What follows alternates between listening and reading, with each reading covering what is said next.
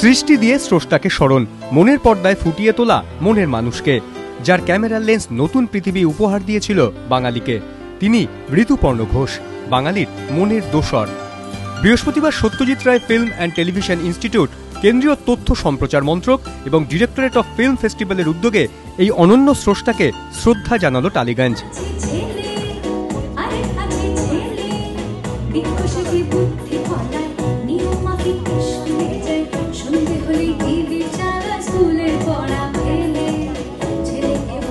স্মৃতির স্মরণীবে প্রিয় পরিচালকের স্মৃতিচারণা করলেন টালিগঞ্জের তারকারা।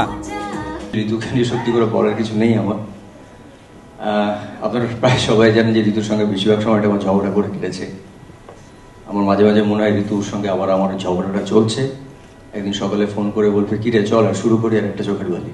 দরকার একটা মানুষ ছিল, একটা ফোন, একটা সকালের গুড মর্নিং, একটা জন্মদিনের শুভেচ্ছা,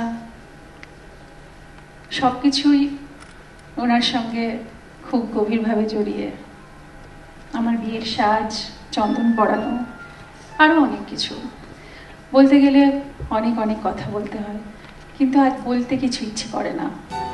কখনো তিনি পরিচালক, কখনো অভিনেতা, কখনো আবার শুধুই বন্ধু, সবই উঠে এলো স্মৃতিচারণায়। ঋতুদা একটা কালো কাপড়ের পেছনে মনিটরের সামনে বসে আছেন, আমি আওয়াজ শুনতে পাচ্ছি, ঋতুদাকে দেখতে পাচ্ছি না। শটটা হওয়ার পর পছন্দ হয়নি, আরেকবার গেলাম, পছন্দ হয়নি, আরেকবার করলাম, ওকে হলো। Third take or fourth take was okay. ঋতুদাকে দেখতে পাইনি, তো অবভিয়াসলি একটা শট দিয়েছি গিয়ে নিজেকে দেখবো। পেছনে ঘুরে গিয়ে যখন মনিটরটা দেখলাম, ঋতুপর্ণ ঘোষকে দেখতে পাচ্ছিলাম না।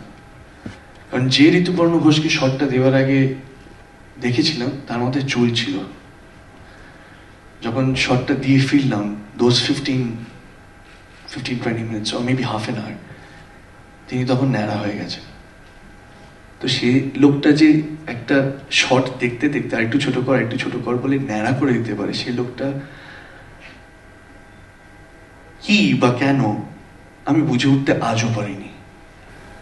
একই প্রশ্ন ছিল, রেখার মতো লাগছে? আমরা বললাম বেটার লাগছে। সত্যি খুব সুন্দর লাগছে, অসম্ভব সুন্দর লাগছে।